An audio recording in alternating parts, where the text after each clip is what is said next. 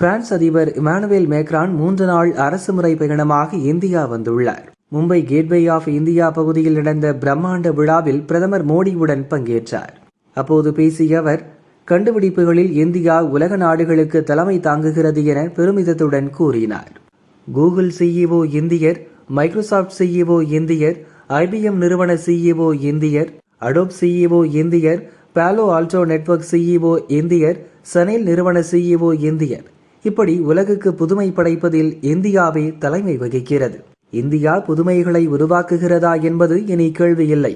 இந்தியாவுடன் இணைந்து யார் புதுமைகளை உருவாக்குகிறார்கள் என்பதே கேள்வி. இதற்கு தெளிவான பதில் பிரான்ஸ் மட்டுமே. நாங்கள் இங்கு இருக்கிறோம், உங்களுடன் இருக்கவே விரும்புகிறோம், வெளியேறப் போவது இல்லை.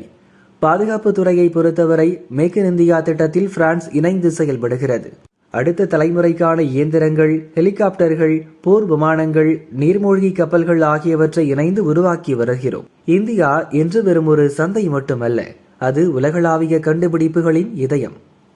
டிஜிட்டல் பரிவர்த்தனைகள் முதல் விண்வெளி ஆய்வு வரை இந்தியா காட்டும் வேகம் பிரமிக்க வைக்கிறது என இமானுவேல் மேக்ரான் பாராட்டினார். I started with the names of those who led and lead global innovation today. Many of them were born here in India.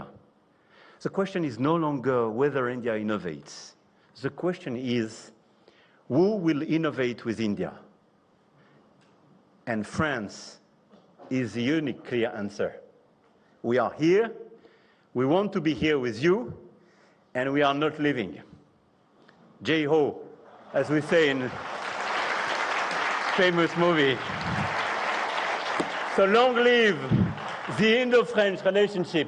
Thank you very much.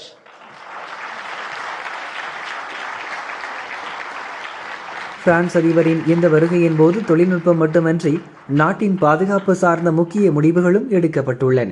ISRO மற்றும் பிரான்ஸ் விண்வெளி முகமை இணைந்து நிலவு மற்றும் செவ்வாய் கிரக ஆய்வுகளில் ஈடுபட புதிய ஒப்பந்தங்கள் கையெழுத்தாகியுள்ளன. இந்திய கடற்படைக்காக 26 ரஃபேல் எம் போர் விமானங்கள் மற்றும் 3 கல்வாரி ரக நீர்மூழ்கி கப்பல்களை வாங்குவதற்கான பேச்சுவார்த்தைகள் இறுதிக்கட்டத்தை எட்டியுள்ளன. பிரான்சின் உதவியுடன் போர் விமானங்களுக்கான என்ஜின்களை இந்தியாவிலேயே தயாரிப்பதற்கான தொழில்நுட்ப பரிமாற்றம் குறித்து முக்கிய முடிவுகள் எடுக்கப்பட்டுள்ளன. உலகளவில் தற்போது நிலவி வரும் போர் சூழல்கள் மற்றும் பொருளாதார மந்த நிலைக்கு மத்தியில் ஐரோப்பாவின் வல்லரசான பிரான்சும் ஆசியாவின் வளர்ந்து வரும் சக்தியான இந்தியாவும் இணைவது சர்வதேச அரசியலில் ஒரு புதிய சக்தியை உருவாக்கியுள்ளது.